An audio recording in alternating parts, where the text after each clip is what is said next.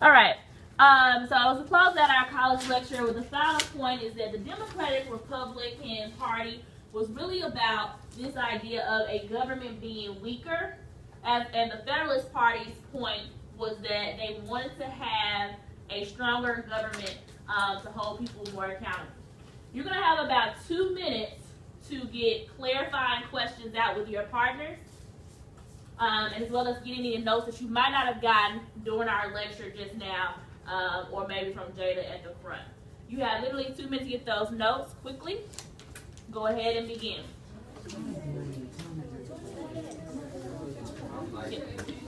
Go ahead away.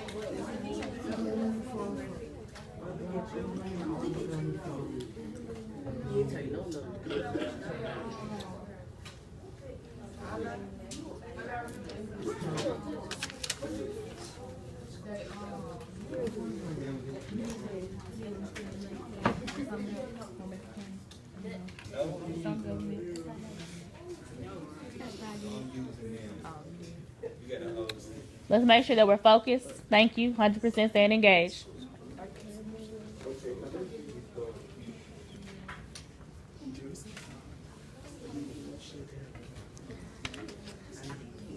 So I'm noticing that we're kind of, the conversation's dwindling, so we're going to bring it back down to silent. Tracking Ms. Hayes, 100%, pencils are down. All right, so now what we're going to do is we're going to think about what are the pros and cons to each vantage point, to each political party's ideas. I see you're excited already. Hold on. So what that means, you're going to take about 30 seconds with your group to think about what are the pros of what Hamilton was saying with his party and his ideas. Stay with me. Thank you, 100% tracking me. Making sure we're ready for college. You can't get there if you don't hear what I'm saying. We're in slant as well. Thank you. All right. So I want you to start to question, okay, what were the positives of what Hamilton was saying for his party and his ideas? And then I want you also to start questioning, but what were some things that he said that I'm like, nope, that doesn't make sense. You do the same for Jefferson as well. You'll have about 60 seconds to do that with your group, and then we'll come back whole group and have a discussion about it. At the end of that, we'll do our clarifying questions portion. Go ahead and begin. You come back to your group, Jada.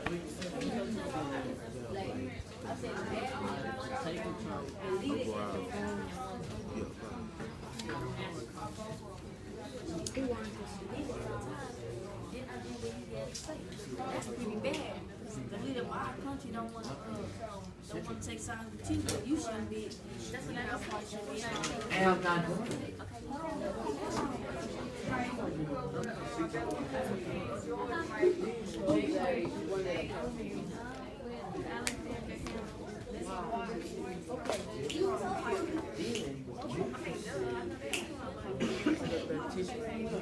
Hurry up. 30 seconds.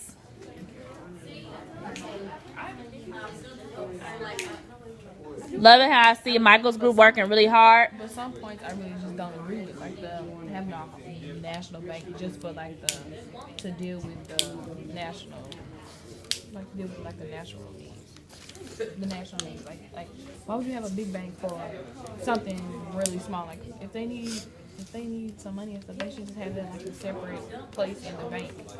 10 seconds. Like a separate place in the bank. Why would you have something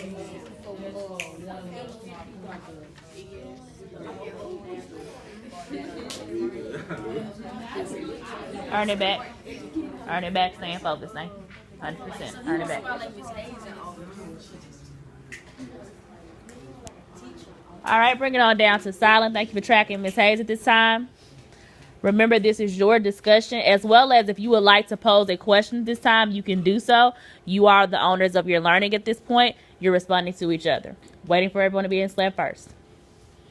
All right, who would like to start off the conversation? Jada?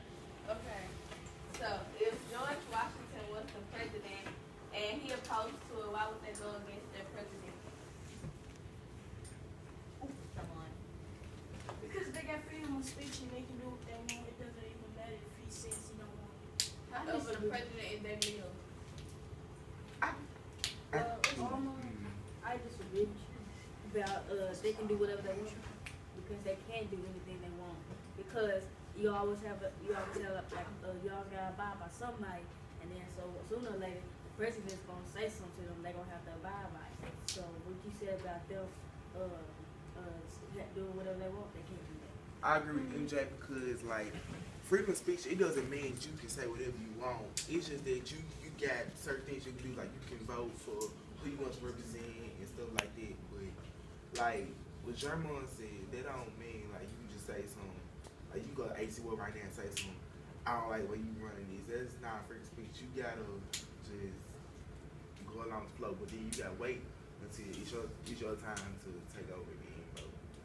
So you do have the ability to say how you feel. However, remember we talked about our conversation about consequences. We did talk about also the idea of when I say things, what can happen as a result of that. Now, spinning the conversation back to the pros and cons. What now? Using your freedom of speech, what are the positives of Hamilton's party's ideas about how the government should be ran? What are the negatives? Let me hear that piece, Howard. It seems like the central government has like more power Mm-hmm. than like the states in the same sense, because when you think about it, it's like even when like the people have like some power, but really it kind of still depends on the government to accept the law or the type of thing they want. You know, like they can't just say like they can't just change everything under the people rule. They have to agree with it all at first to make the law change. Responses? Okay, I like to add on what you said. You put in your good points. The good thing I saw about it, like he wanted the educated people to run our national government, not like dumb people.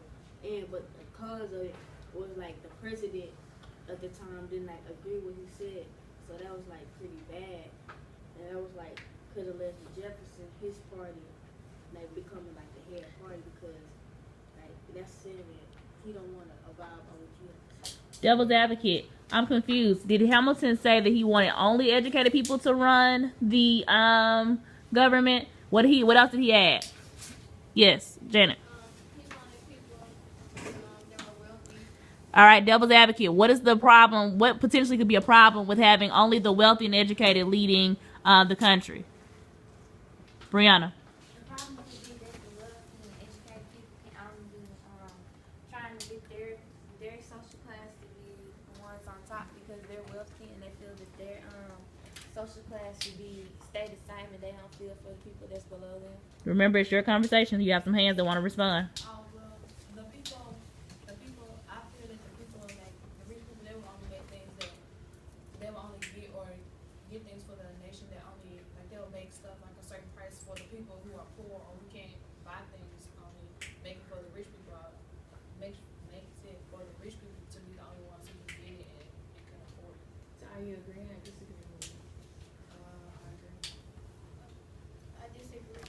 Well, I agree and I disagree at the same time because I don't think they would just do stuff to benefit like the richer people.